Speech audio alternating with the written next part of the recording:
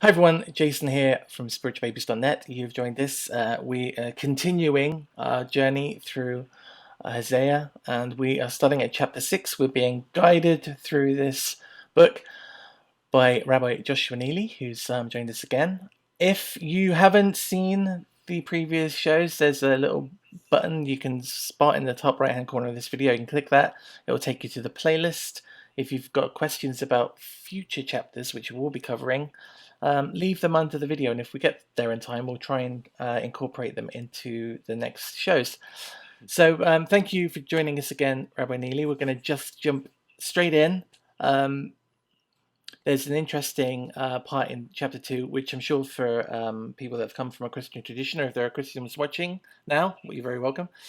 This might be actually quite familiar for them, but we're going to start at chapter 1. That was the very I think you mean verse 1. first one. Sorry, you're right. I was going to say, if we're starting at chapter 1 again, then we should. Yeah, we just rewind the whole thing. Okay, come, let us return to the Lord, for he has torn, and he shall heal us. He smites, and he will bind us up.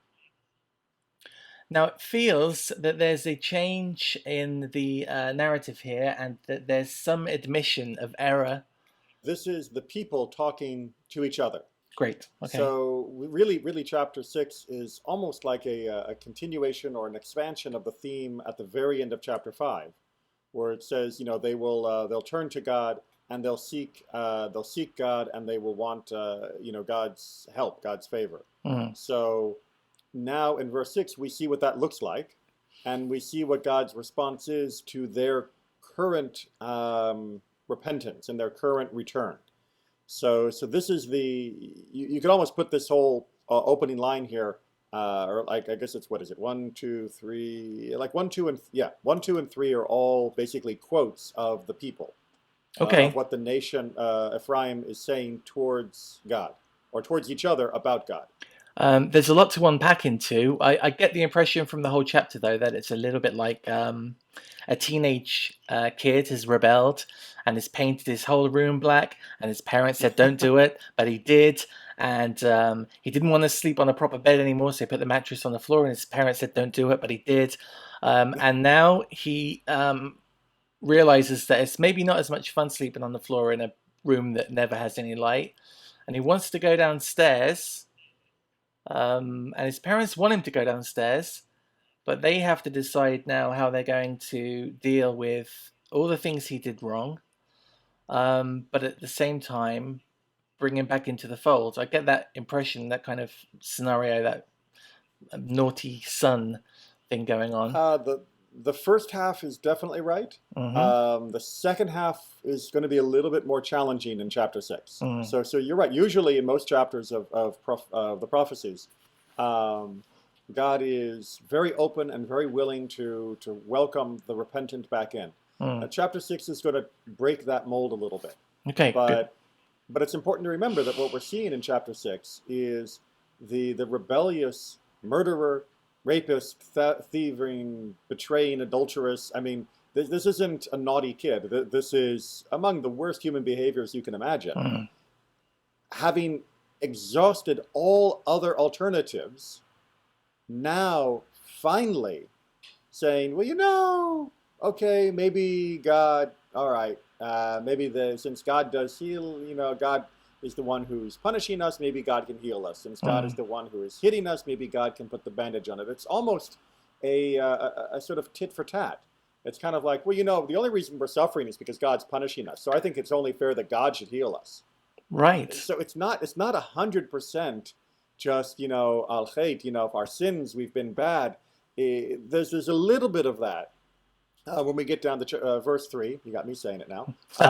But this is not a full-hearted return to God. So maybe we should go ahead and continue on, and we'll see what they are doing.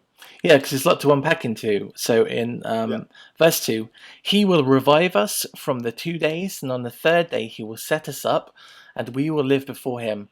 I do want to address very quickly that I've heard that used in churches before, from various different sources. And interestingly, even today, I went to have a look at a commentary just to see, because to be fair, there are some pretty decent Bible commentary sites online, which, although Christian, will generally give a very theological straight answer based on Hmm. the consensus that doesn't necessarily have a Christological leaning to it. But I was reading, it was very interesting. I was reading one today, um, and it starts off as I'd expected decently researched one to do, and it says that the Jews in their present state are both physically and spiritually in trouble in this passage, and they're looking for some sort of redemption, and they give answers to what he will revive us in 2 days means and what the third day also means. They have their own answer for that.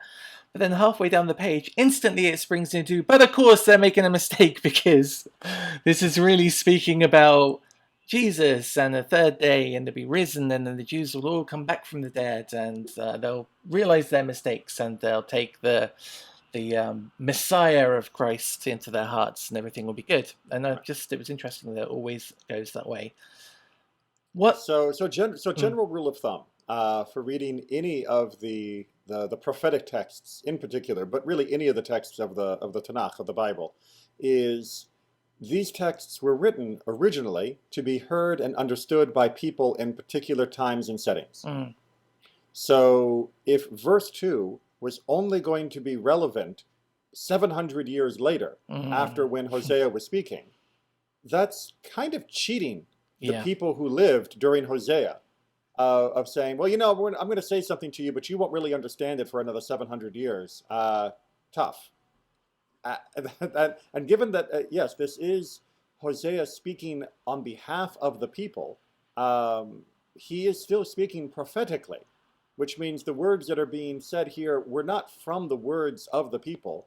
This is him paraphrasing their mood when they finally come to return, Mm.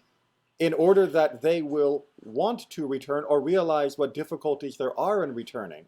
So to say this is something that is only going to be relevant 700 years after the fact is really missing the point that this was meant to be a message to inspire people during Hosea's own lifetime. Sure. It didn't have that 100% success rate, unfortunately, Mm. but that definitely was its intent. So always, whenever we read any text, even when we want to leap to what does this mean for me now, or what does this mean later in history, the first thing you have to always answer is, what would this have meant to somebody standing there while Hosea was shouting that this message out to the people? Now, you just said that, and I agree. And there's this similar thing happens in the book of Isaiah. In Hmm. 7, they talk about a child being born, and the Christian interpretation of that is it's talking about one that will be born. And you're like, what? How's that going to help Ahaz? He's like, super nervous, and God's saying, well, it's all right because eventually someone's going to get born. Um, but I'm curious about what your interpretation, given that you've just said that this is a message for the people that are there right now, well, then contextually. Right. Um, my Rashi response Mm-hmm. was that this is talking about um, the two sanctuaries that were destroyed, and that the third day is talking about the third temple. Right. So what's being used in Rashi is Mm, the idea that this is showing a cycle of destruction and rebuilding. And essentially, this is a warning to them that there will be another destruction, and then there will be another destruction. That is to say, remember, we're living in the first temple times here. mm, So there's going to be a destruction, and then there's going to be another destruction, and eventually we're going to get it right. So it's both reassuring to the people at the moment that eventually things will work out no matter what, but it's also meant to give a warning that if they don't straighten up, there will be a destruction in their lifetime or in their soon to be lifetime. So by saying the cycle of two and then three, that's trying to give this historical context for their troubles and their transgressions. Personally, I prefer one of the other commentators who says that this is actually referring not to the long-term history, but is referring to immediate medical metaphor. That in the ancient world, when you got sick, you didn't go to the doctor mhm, because there really weren't doctor per se. I mean, there were people who could put bandages on wounds and people who could give you certain herbs for things, but pretty much, if you started getting pains in your stomach, you just had to wait and see what would happen. Sure. And the what was the right way of putting this? The conventional wisdom, that's the phrase. The conventional wisdom of the day was that you would go down for 3 days, and that the third day would be the absolute worst. And that would be like when the illness had reached its peak, or its nadir. It would either be it would be the most intense part of the illness, and then you would either die or you would slowly start to recover from it after that third day. Okay. And in that metaphor, but this is basically coming off the first verse where it talks about healing and binding up, would be, instead of going down and the third day being the worst, in fact, God can flip this around and we can get out of this without any real suffering at all. Right? And that speaks both as a hopeful note, but it also speaks again to their attitude, which is, all right, yeah, I guess we messed up, but let's see if we can get out of this without having any punishment. I hadn't heard that one. I'd read as someone else's opinion was that it was about the exiles.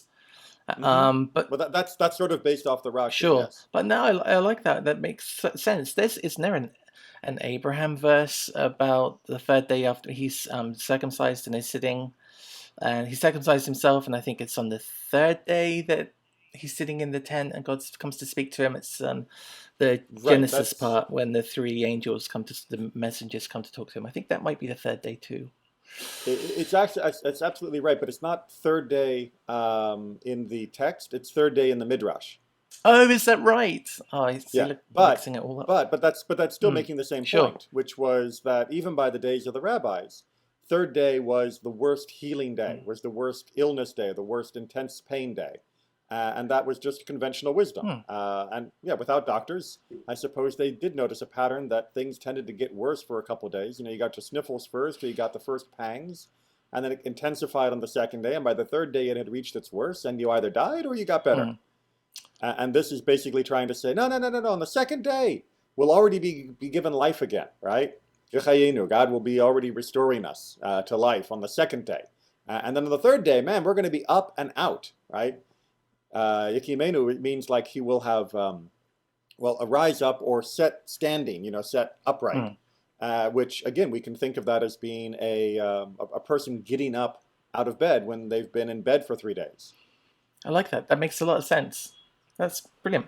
Okay, thank you very much for that. And of course, yeah, and again, the third day would be the least likely day that you'd be getting out of bed. Right. So they're basically hoping to miss the worst of it. And let us strive to know the Lord, like the dawn whose going forth is sure, and he will come to us like rain, like the latter rain, which satisfies the earth. That's the second time in the book so far that we've had a metaphor for rain. And I think we can get everything we need from that line, from that passage, unless you have something hidden for us. No, it's pretty good. We can argue about what they're looking for here in terms of knowing God. The commentators do. Does knowing God mean spiritual, theological connection to God, or does knowing God mean to be walking in God's ways? And both are compatible with the text. But the basic idea here is, all right, you know what? We're going to turn back to God because you know what? Things are better with God, and we can do this and get out of our misery now that we've tried every other option rather than turning towards God. I did notice there's kind of a link to the next line. I don't know if it's meant to be or whether I was overplaying the hand, but in 4 it says, what shall I do for you, Ephraim? What shall I do for you, Judah? For your loving kindness is like a morning cloud and like the dew that passes away early. Loving kindness is a bit, again, it's been a theme of what we've covered before. So in verse 3 it says, let us strive to know the Lord, like the dawn whose going forth is sure. So it's like a we know it's going to happen. We know him. We'll be absolutely confident of him. But then in this line, there seems to be that confidence that you could have in knowing your Creator, the same confidence can't be said for the loving kindness of Ephraim and Judah, because it's like a Right. morning cloud that just vanishes, and the dew that just vanishes, and the loving kindness that they promise they seem to have, or that they want to give, isn't real. It's just a good intention which doesn't come to pass. Exactly right. The meteorological metaphors are definitely meant to play off each other. That the people are aware of God's steadfastness, and their own reliability is much more in question. Mm. And that's what Hosea is trying to emphasize here. Like, well, what do you expect God to do? Just say, oh, good, look, they've decided at last, finally, after doing everything else they could to avoid it, to come back to me momentarily. So am I supposed to just forget everything that's happened? Am I supposed to not, worry that this is going to have a relapse, by the afternoon? Um, and Mm. that's really very strong. Now, there's an important thing to also talk about linguistically here, of their chastechem, their chesed, their loving kindness, which is the usual translation for the word chesed, but biblically it straddles a linguistic spectrum. So the word chesed Oh, right. originally, Okay. in the oldest layers of biblical idiom, as it would have been understood by the earliest Hebrew speakers, was actually meant as a word to be faithful. Uh, and later, because you were faithful, you showed kindness, it became kindness. So it depends on where you are in the biblical text of whether it means faithfulness or loving kindness. And Hosea is kind of sort of in the middle of that mix. So Mm. it could be saying Mm. that the goodness of the people is going to be transitory, right? So they're not going to behave good. They're not going to be keeping good. And remember, this is goodness like towards other people in most understandings. So they're going to go back to their attacking and their stealing and all of their betrayals of other human beings. Or it could be Mm. saying their faithfulness to God is going to vanish like the dew. That sure, they're all wet and glistening and pretty right now and devoted to God, but in a few hours, it's going to be gone. And both interpretations work for verse 4. There's a phrase, isn't there? There are no atheists in a foxhole. Yeah, and they've dug themselves a pretty deep one. Mm. Um, okay, so we're on to verse 5. And I'm curious as to what your translation is here, because my one uses the word hewed, which, from my understanding, is kind of what you do to a stone. And Hmm. anyway, because I have hewed by the prophets, I have put them to death because of the words of my mouth. Now will your verdicts come out to the light?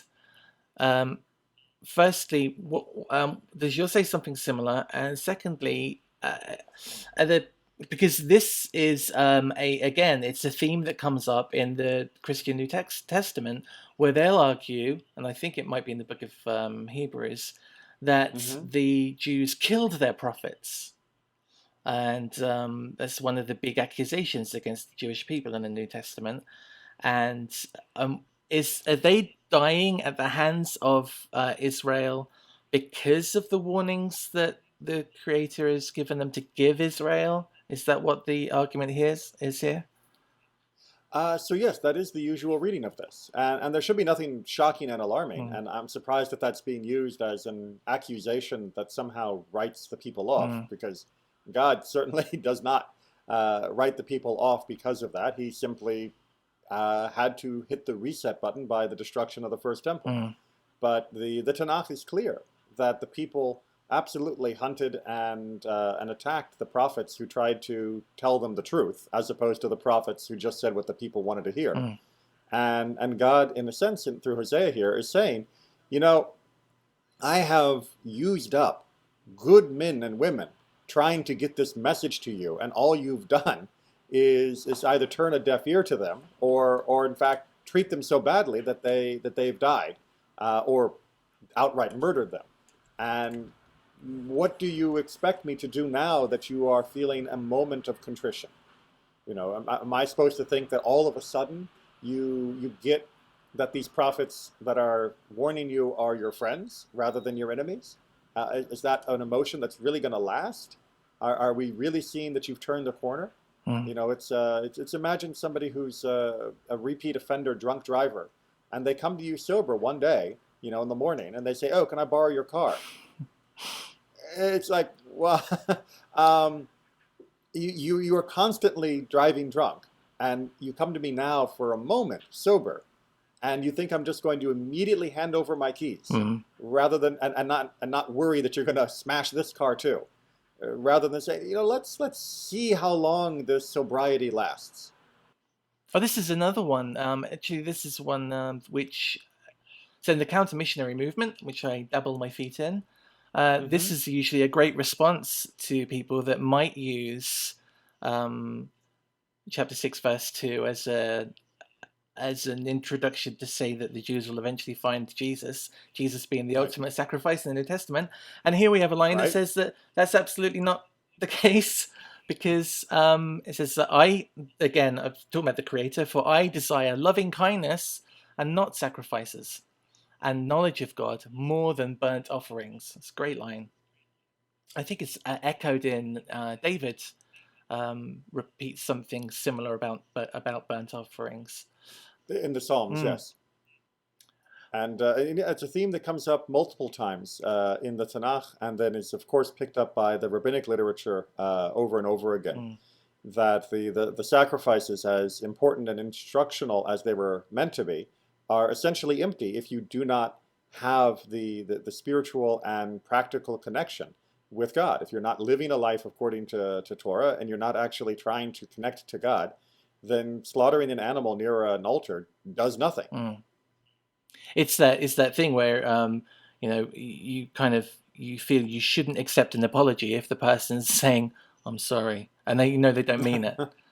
Um, but Yeah. yeah, Send me candy, send me flowers, and all of that, and still continue to do the thing that you are supposedly apologizing for, mm.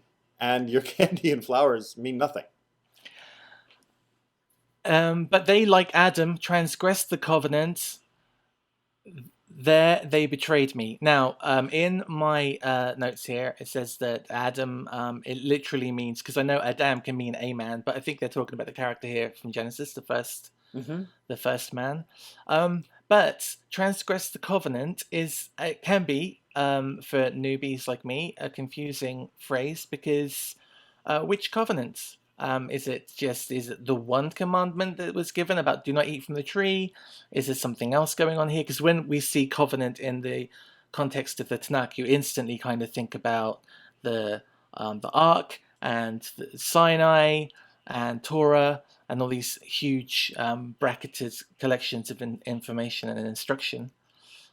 Right. And so first thing you have to see is that they, parentheses, like Adam, Mm, and we can come back to that, have transgressed the covenant, or a covenant, depending upon how you want to read the Hebrew, mm, is basically saying that Ephraim and Judah, Ephraim being the primary, but Judah secondarily being the focus of this chapter, um, have broken the covenant with God, meaning the Sinaitic covenant, the covenant of Torah.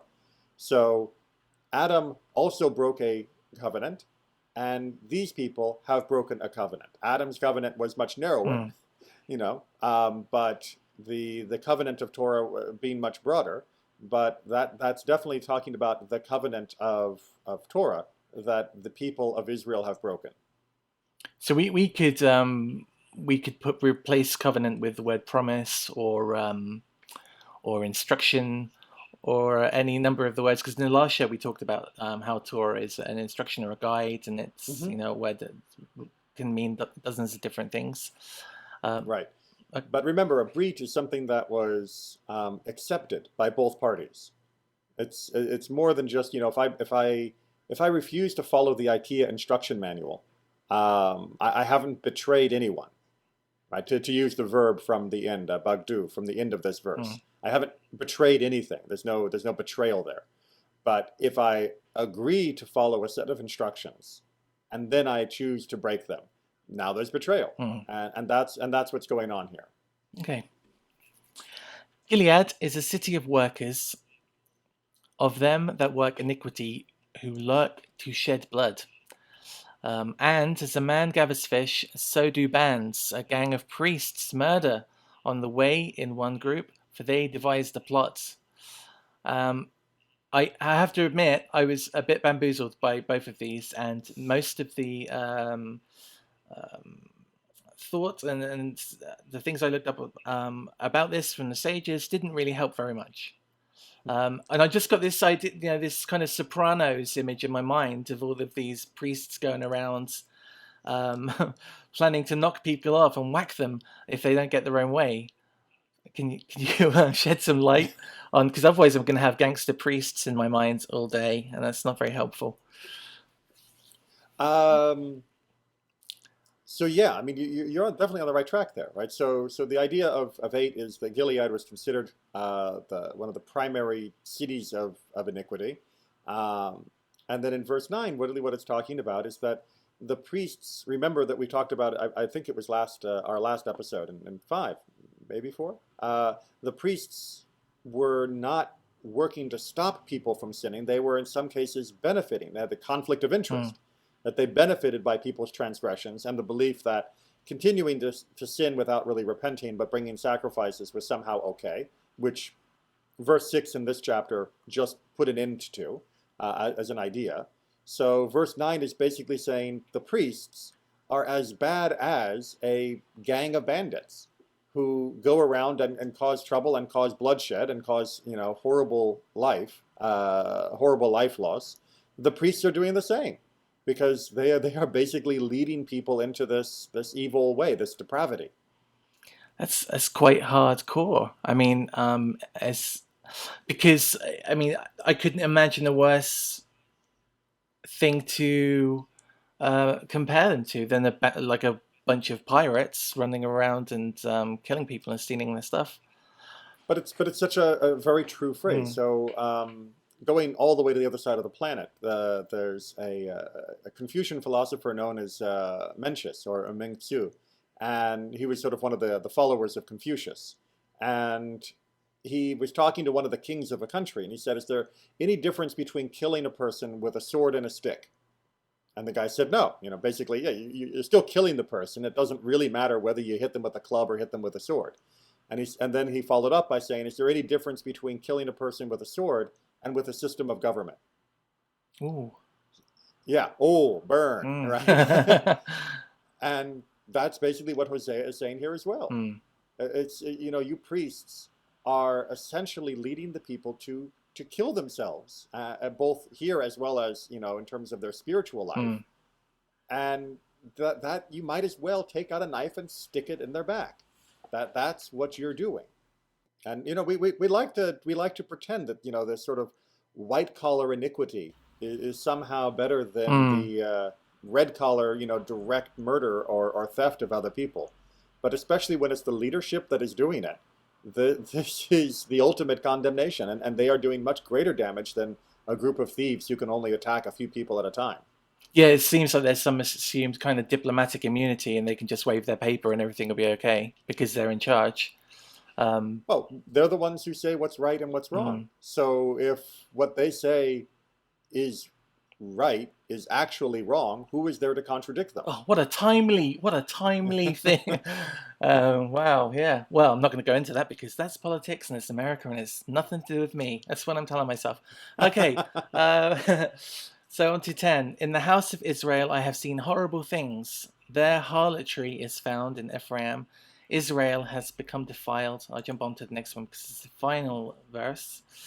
Judah too, there is a harvest appointed to you when I will return the backsliding of my people. So there's an expression here that bad things have been found in both groups, the north and the southern kingdom, and Hmm. Judah is not escaping the punishment that's to come, and the plan, I suppose, ultimately to come. And that I love the harvest. It's the whole you should reap what you sow thing going on, and the use of backsliding as well, which I don't think comes up very often.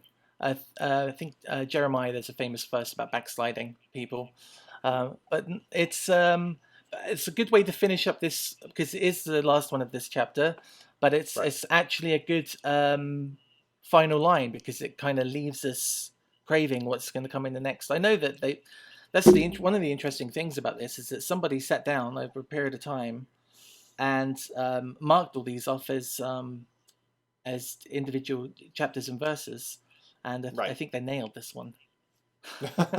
And sometimes, it's very, very obvious where the chapter breaks are. Mm, Sometimes it's a little bit more, that's just, it makes sense there. And sometimes it's like, I don't understand why they broke there. Oh, maybe they just needed to break it to a chapter because they were, on verse 50 and they thought this was going on yeah, forever. that's right. It's like Psalm 119. You have to think to yourself, why couldn't it have been Psalm 119 and 119a? Um, no, so I think that might be a good place to conclude this show, unless you have something in your notes that we didn't cover. No, I think we rounded out we rounded out chapter There we six go. I quite planted well. the grenade. That's going to be happening all day. It's Oh, it is. And it's nice that it finishes off with this little twist on Judah, Mm, basically saying, "And don't think I've forgotten about you, Judah." yeah, the time will come. Right? Ephraim is definitely Hosea's focus, the northern kingdom of Israel, Mm. but Judah is definitely there as well. And we I don't know, some other time maybe we can talk about why Judah had a slightly slower path to destruction than the northern kingdom. But that's definitely what we see throughout the prophetic books. Oh, very good. Yeah, we should totally do that. Maybe when we've finished uh, when we've finished Hosea, we can go back and have a look at some of the kind of undercurrents Hmm. that aren't directly approached in the text. Especially because in the next in chapter 7 we go on to talk about kings and princes, where Hmm. we don't really get much evidence of kings or princes in the text, but they're mentioned there all the same, and that'd be interesting to cover. Okay, so thank you very much, Rabbi, for giving us your time again today. Really appreciate it. Thank you, Jason. And if you'd like to hear more of what Rabbi Neely has to say, you can go over to his YouTube channel. There'll be a link after I've stopped talking. It'll come up on the page, and you can click that and subscribe to his videos, which are excellent. And if you want to have a look at more videos we've done together, there'll be a playlist there as well. Make sure you subscribe to this channel, give the video a like, tell your friends, and we'll see you again very soon.